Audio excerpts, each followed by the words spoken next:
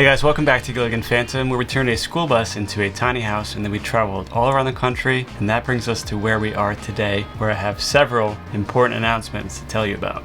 Getting right into it, we have important announcement number one, which is that we are actually parked in the side yard of a house. Once again, this time in Florida. Yes, basically we are bus life cheaters again, sort of living in a bus and in a house at the same time.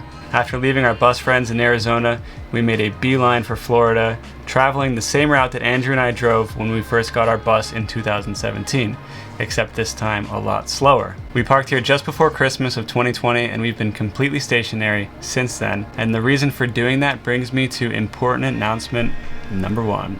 Oh wait, that's number two. We are starting a second bus conversion, and yes, of course, we will be documenting it for you on YouTube. I want to let you know that we are extremely delighted with Gilligan Phantom. We love this bus. We're not selling it or anything like that. We are actually building this second bus conversion for our dear friends, Katie and Sam.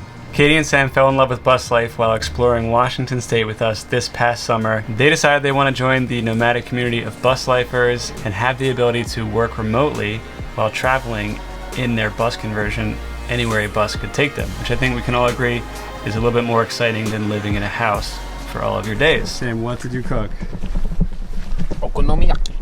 Now the crazy thing is, after driving 2,000 miles from Arizona to here in Florida, just a couple days later, Sam and I packed up our bags and flew to Santa Fe, New Mexico to start a big bus journey again just days after Nova, Val, and I got here.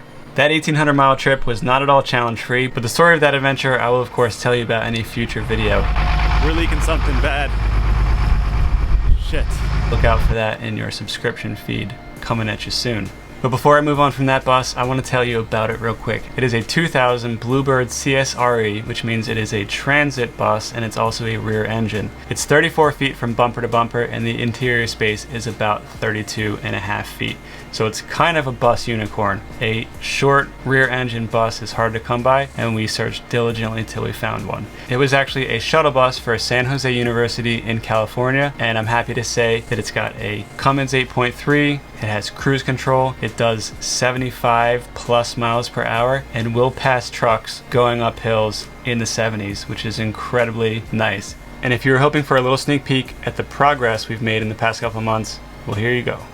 Now, since we are documenting this new bus conversion and it's not about Gilligan Phantom, we are actually going to be changing the name of our channel and rebranding to, drumroll please, Mobile Dwellings. Our tagline is, if you build it, you can go. And our channel is all about, at its core, as it always has been, inspiring others who dream of living unconventional lifestyles outside of the norms of American society. And our focus is on homes that you can take with you on the road, just like we did when we traveled 12,000 miles around America, and then to a new state to relocate, all in the comfort of our self-built and purpose-designed school bus conversion, which carries us and most of our worldly possessions, and allows us to live, although temporarily, in incredible places that we would never be able to afford housing in otherwise. And of course, it's also about the lives of Val, Nova, and myself. I think that's crazy and amazing.